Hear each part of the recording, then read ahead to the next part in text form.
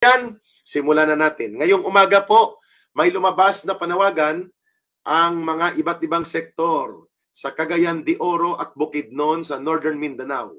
At ang kanilang panawagan ay nakita ko, kaso nandyan sa loob ng cellphone, hindi ko pala naipasa sa isang cellphone, at binasa ko ang panawagan nila. Nagmamarcha sila ngayon, ang tawag nila ay walk-in caravan. Mula Bukidnon, mula Misamis, Iligan, pupunta sila at magtitipon-tipon ang mga kabataan, mga manggagawa, mga maralitang lungsod, mga katutubo at mga magsasaka. May mga representative leaders po sila magtitipon ngayon sa Cagayan de Oro alas 2 ng hapon upang ipanawagan na ipatigil na kay Marcos Jr. at sa kanyang pinsan ang marumi at mapangwasak na laro sa politika na napakalayo pa ng presidential elections. Ayun. So mga kababayan, so ano po ang kabuluhan, anong kahalagahan nitong panawagan nito ng mga mamamayan at iba't ibang sektor ng ating lipunan ng mga kapatid at kababayan natin sa Northern Mindanao na magtitipon ngayong hapon doon sa Freedom Park sa Cagayan de Oro City. Nagpapakita po ito na hindi lamang sa EDSA Shrine, hindi lamang sa Metro Manila at sa paligid ng mga syudad at mga bayan o sa Luzon Island, nagkakaroon ng malawakang display o pagpapakita ng diskontento. Yung tinatawag nating public display of discontentment against the current administration of Mr. Marcos. Hindi na lang po ito nagaganap ngayon sa Metro Manila. Kaya makita ninyo, thank you Ann Bacos from Hong Kong. Makikita ninyo mga kababayan, ngayon po ay nagsisimulang magmarcha ng mapayapa, tinatawag nilang walk-in caravan coming from different corners, papasok po sa Cagayan de Oro City. 2 p.m.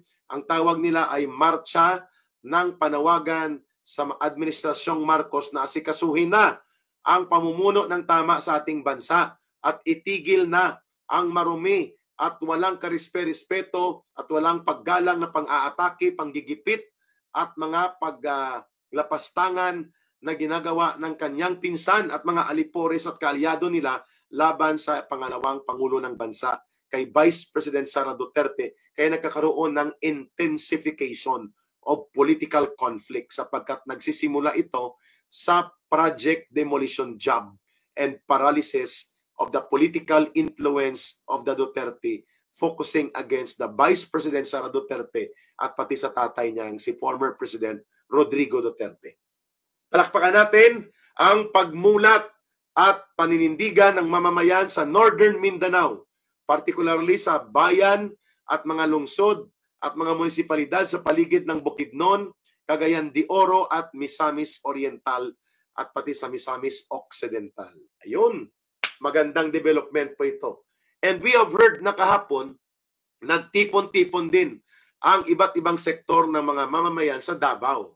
Well, of course, expected natin yan. Davao is predominantly influenced ng mga Duterte. Pero maganda na rin na nagsasalita ang ordinaryo mga mamamayan sa Davao.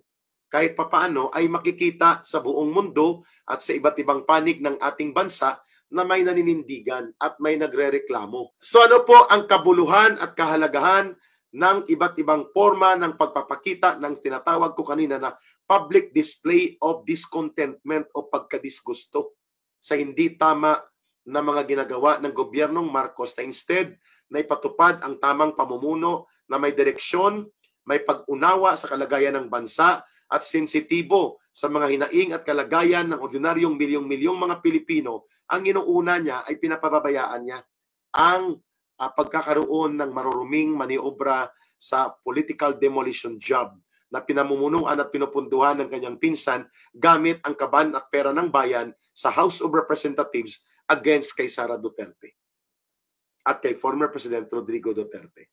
Klaro. Pangalawa, na balita na pumasok ngayon mga kababayan at nagpapasalamat tayo na ito'y nagaganap. Nagsalita na rin po ang mga retired generals and retired officers of the Armed Forces of the Philippines. Bagamat hindi pa po ang organisasyon na pinakamalaki na tinatawag na AGFO. AGFO, AGFO. Ang meaning ng AGFO ay Association of Generals and Flag Officers in Command. So mga armed forces yan ng mga retired top generals, no? Or at least 1-star rank general paakyat. AGFU, Association of Generals and Flag Officers. Hindi pa po ito nagsalita. Inililinaw po ni Ka Eric, baka ma-misinterpret tayo. By their individual na mga pagpapahayag, marami po sila. Like Major General Orlando De Leon ng Philippine Marines, Major General Pokis ng dating Air Force, sila Colonel Mitran, sina Major General Felizardo Simoy ng Philippine Army, at ganun din po si Major General Arevalo, Edgar Arevalo, abogado po ito ng Philippine Marines. May mga, at si former Major General at the same time naging NICA Director General Alex Paul Monteagudo, no? Classmate ito ng aking kababayan na kaibigan kong abogado at dating PMA cadet na si Attorney Toto Rolex Soplico sa Class 81 ng PMA.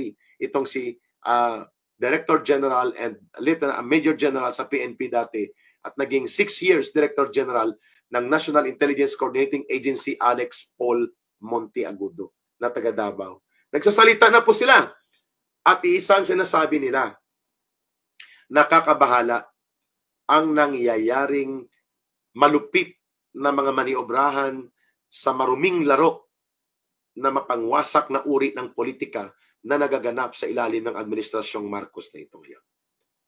Number 2, nagkakaroon na ng hindi maganda na impresyon sa iilang pamunuan ng Armed Forces of the Philippines, partikular si General Romeo Brawner, ang Chief of Staff ngayon ng kasalukuyang Administrasyong Marcos sa Armed Forces of the Philippines o sa ating sandatahang lakas.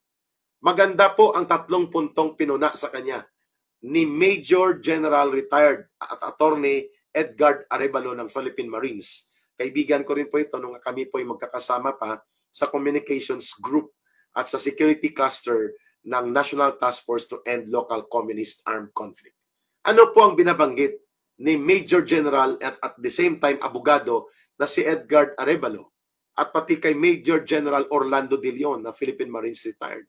Dito kay General Brawner. Number 1, hindi po tama na kapag nagkaroon ng subpoena o ano pa mang mga reklamo na hindi pa napatunayan at na-conduct ang investigation, automatic na magpapalabas ka ng total and wholesale relief order ng mga opisyal at personnel ng Armed Forces of the Philippines na nakadetail as active protection agent and security unit sa Vice President ng ating bansa. Ano pong punto ni Major General Arevalo? It will send a very negative message na mayroon ng stigma kaagad na parang nagkamali sila at mayroon silang pananagutan just because nagpalabas ng subpoena o pinapatawag sila na imbestigahan sila ng Philippine National Police. Sa nangyaring kaguluhan na alam natin pinasimula nila Martin Romualdez at ng mga kanyang bata-bata kagaya po nito ni Congressman Chua ng ng Manila, ng City of Manila at pati na po ng kanilang tauhan nang sa pilitan nilang bibit-bitin sa hating gabi, 10 oras ng gabi, ang Chief of Staff ni Vice President Sara Duterte, muntik ng hampalusin ng pinto, backdoor ng ambulance, si Vice President Sara Duterte kasi sumama ang pakiramdam ni Attorney Surayka Lopez. At nang mangyari yon, pinigilan nila Colonel Lachica, ang commanding officer ng Special Protection Unit ng Armed Forces of the Philippines na nakadetail sa kay Vice President Sara Duterte at nagkaroon ng sagutan at dahil dyan nagkaroon ng posisyon ang PNP na nag-o-obstruct at nagdi-disobey si Vice President Sara Duterte at ang kanyang security team that includes the Armed Forces of the Philippines personnel and officer doon sa tinatawag nilang disobedience to lawful authorities and order. Come on, General Marbel. You're talking to yourself? Sigurado ka? Disobedience to lawful authorities and order? Baka nakalimutan mo na ang kaharap ninyo during that time at ang kulukoy mong police officer na Colonel Paman ay ang pinakamalawang, pinakamataas na pangulo ng ating pangalawa sa pangulong ng bansa na Vice President natin ay binabastos at tinaharas ng mga pulis mo. Taken out of the video yan ng independent observers na nandun sa kaganapan na ito. And yet, ang ipapasabpina mo at kakasuhan mo ang mga kapwa mo tagapaglingkod sa security sector ng mga officers and personnel ng Armed Forces of the Philippines. Exactly the point, mga kababayan, na pinupuna ito ni General De Leon, Orlando De Leon, at nila General Arevalo, at ng marami pang iba na mga binanggit ko kanina ng mga retired senior officers at mga general ang ranggo na nagmula sa organisasyon ng Armed Forces of the Philippines at ng Philippine National Police. Pangalawang punto niya, sinasabi din ni General Arevalo at nila General De Leon na dapat kung mayroong mag-custody at mag-investigate sa pangyayari, Armed Forces of the Philippines. Kasing involved dito, mga personnel and officers nila. Mayroong tinatawag na military justice system, may tinatawag na court martial, may provo martial na pwede mag-imbestiga, na hindi kailangan pakialaman ng mga pulis ito. Kung may reklamo sila, they submit the summary of their information sheet and complaints regarding the particular incident doon sa Armed Forces of the Philippines, at ang tawag dyan ay co-equal courtesy of co-equal security agency like the AFP and the PNP. So klaro tayo dyan, mga kababayan, ha? Mahalagang punto ito na nagsasalita na ang mga retired senior officers coming from the PNP and the AFP.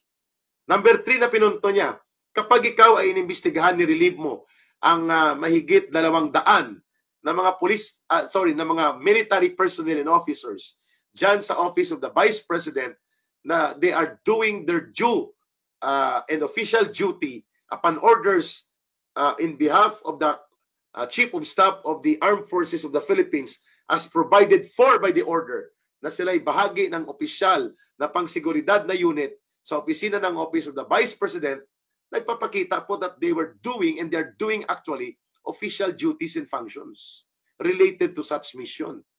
Bakit kailangan i-relieve sila kaagad without proper conduct of investigation and incident analysis at ang tinatawag na due diligence with the presumption of regularity of duty and performance? Ibig sabihin po, very unfair, very dangerously biased itong hakbang na ginawa ni General Bronner sapagkat nawawala ng credibility. Hindi lamang bumababa ang moral, kundi nawawala ng credibility at bearing of integrity sa harap ng kanyang mga tauhan, ng mga officers na ito, at sa harap ng kanilang colleagues, ang mga personnel na ito, sapagkat magkakaroon ka ng stigma o ng masamang pagtingin sa iyo na ikaw ay nakagawa ng pagkakamali. At kaya ka nire-relieve, pina-floating status ka, o kaya pinapaimbestigahan ka. Dapat maghinay-hinay dito at magiging maingat si General Bronner dahil dyan, mga kapatid. Ito po ang ating pinag-uusapan, ay napakahalaga po ito.